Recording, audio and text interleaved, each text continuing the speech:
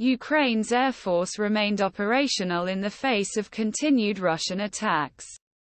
It does this largely thanks to its ability to disperse its aircraft and remain effective. This success increased the urgency of the U.S. Air Force's work to deploy its planes and airmen. After 18 months of attacks by Russia's larger and better equipped army, Ukraine's air force is still intact and operational.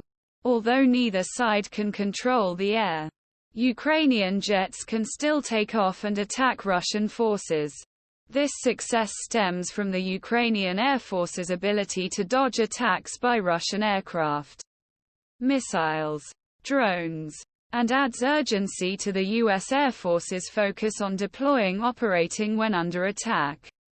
Now we see how they are doing and what is effective for them by moving their planes against the threat we most likely face. Hecker said of the Ukrainians. A U.S. Tactical Air Control Group controller monitors airspace during Astral Knight 23 Episode 6 in Rovaniemi, Finland. On August 22, Ukraine has been doing this for a year and a half and they've gotten really good at it. We don't do that very often. Hecker told reporters. We do that, but not every day like they do. So we have to make sure we can be as competent as they are. Hecker said one ACE's top priorities, and that it's part of the Air Force's work on the resilient base. And service leaders say one operational imperatives. Air Force units around the world have incorporated ACE into their training. Training to rapidly deploy to less developed bases, refuel and rearm on the go, and do more with less personnel. As Hecker spoke last month, U.S. Aviators aircraft from across Europe were meeting at bases in Finland, Lithuania for Astral Knight 23 Episode 6, which focuses on proactive reactive asset movements as well as ground-air interoperability training. ACE. Astral Knight will continue to strengthen interoperability allies and partners while approving new ways to deploy and maneuver assets during a crisis or conflict. Lieutenant General John Lamontagne, Deputy Commander of U.S. Air Force Europe, said at beginning conference.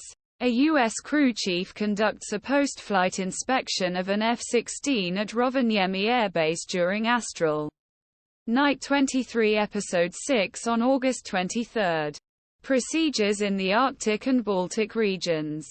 The Air Force said the training covered operations in Sweden Latvia, work on the integration of 4th-5th generation jets such as F-16s F-35s. We were able to move metals and people around the world quickly.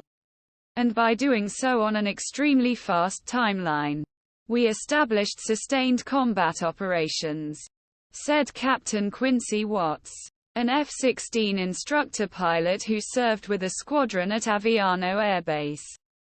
Over the last week we had the opportunity to take a highly motivated, close-knit team from Aviano to two bases that were completely unknown us, Watts said.